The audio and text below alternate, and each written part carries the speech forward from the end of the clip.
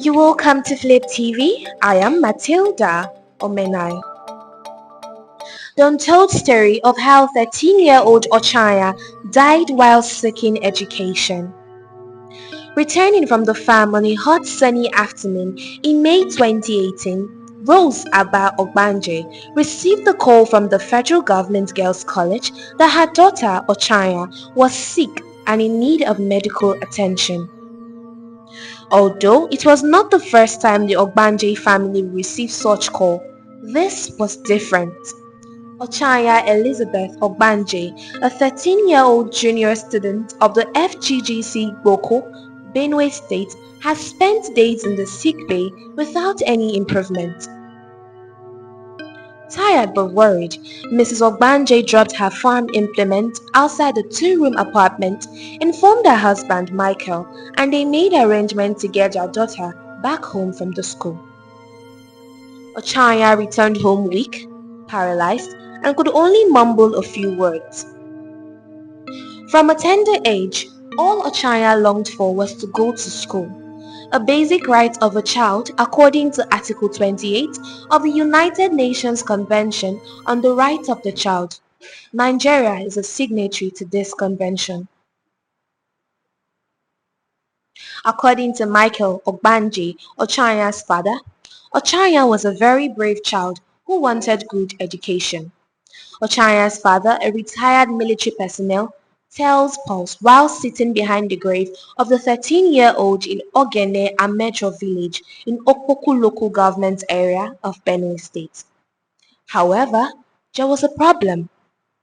The only primary school in the community, a stone's throw from Ochanya's family house, was shut down in 2011 due to non-payment of teachers' salaries, multiple sources say.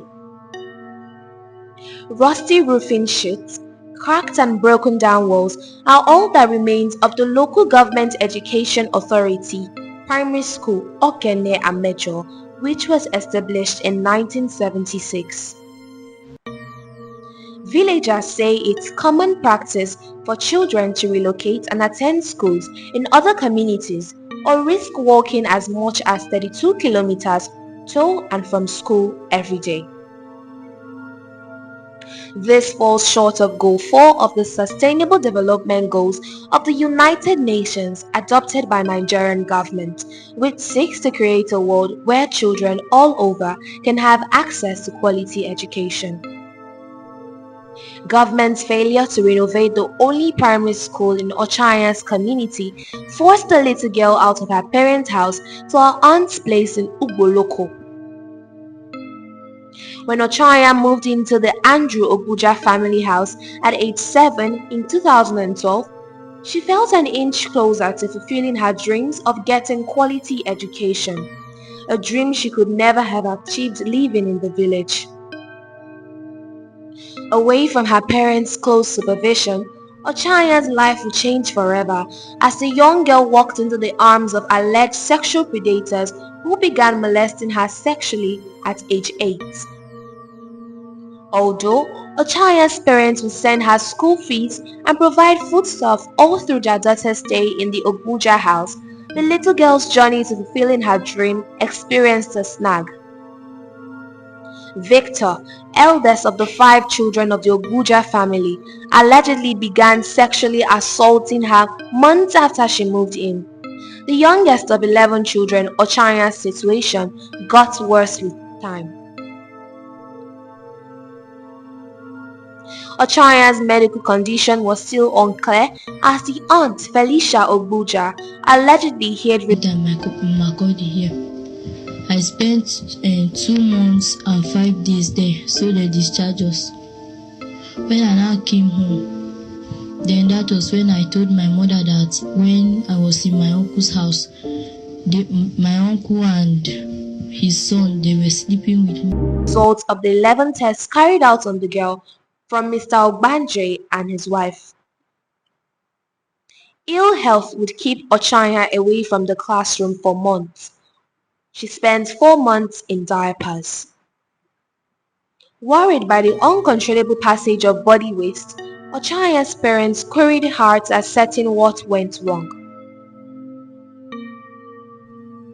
Mr. Ogbanje said when Ochanya returned home, she was still urinating on her body and they continued using diapers on her. Due to the absence of basic social amenities like good roads, hospital, and electricity in Ochanya's village, she was relocated from the Oguja house to Restorer of Path Care Foundation, Osupo. Caregiver and founder of the home, Evangelist Inuwa Margaret, who took over Ochanya's health issues, corroborated the results of this test during their visit to the facility in Otada, Otupo. Angered by this discovery, Mr. Ogbanje, a retired military personnel, sought to hear Mr. Obuja's side of the story. While Mr. Obuja absolved himself of any wrongdoing, the lecturer at the Benue State Polytechnic, Ugbokolo, threw his son under the bus. Days later, Mr. Obuja, accompanied by some elders, show up at the Ochanya's family house to seek forgiveness after initially denying any involvement in the matter. Ochanya's parents refused his plea, opting for legal prosecution of the matter. Recounting her last moments with Ochanya, Mrs. So says prior to her death, the 13-year-old could neither walk, speak, nor eat. All Ochanya's parents want is justice for their daughter. Mr. Ogbanje, who now tends to the farms to feed his family of 11 children, says the judiciary is the only hope of the family in getting justice for their late daughter. Mrs. Ogbanje says she's been unable to eat or sleep since Ochanya's death. That's all for now. Thank you for joining us. I am Matilda Omenai.